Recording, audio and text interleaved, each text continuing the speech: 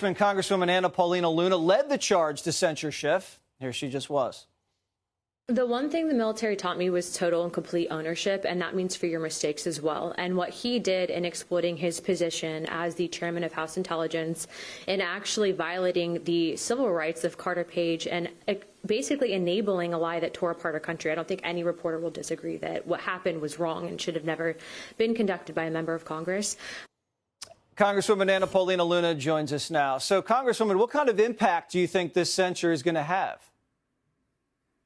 Well, he's going to go down in history for exactly who he is, which is someone that tore apart our country, lied to the American people, exploited and abused his position of power, and ultimately was responsible for one of the biggest fraudulent investigations into any president in the history of the United States. But, you know, what's interesting, Jesse, is I saw Adam several times today in the halls of Congress, and every time, you know, he looked at the floor, it's going to stick with him. I think regardless of what he's saying, I think it's weighing heavily on him.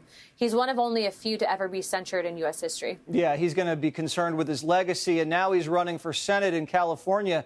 Do you think he's going to say, hey, they're after me? That means I'm an effective guy? I mean, I think that he can try to message that, but I think most people, as you're seeing, California lost 1% of their population just from the time that COVID to now to places like Florida and Texas. But I think most people are realizing that, one, there is government corruption. We need to have accountability. And also, two, there's many other candidates in that Senate race that are actually running that have been very quiet, one of which is actually in and on a committee with me, Katie Porter. So it's going to be interesting to see how this turns around to bite him. But, you know, people have the ability to think for themselves, and I don't think that he's going to necessarily be out of the dark yet on this censure. Tell us about this investigation the Ethics Committee's doing. He goes into these sensitive intelligence hearings, and he comes out and he says the complete opposite to the American people. What exactly are they going to look into that for? Well, that's going to be up to the members on ethics. And if you saw today, those members typically will traditionally vote present because they don't want to weigh in on an investigation that hasn't been started yet. But if I were these members, where I'd start looking at is, one, who is he talking to? In what way did he actually breach and potentially long-term damage our national security, which is something that he definitely did do. But also, too, remember, he was fundraising off of his official position, privy to information that most members of Congress don't have. And so I think that they're going to take all of that into account.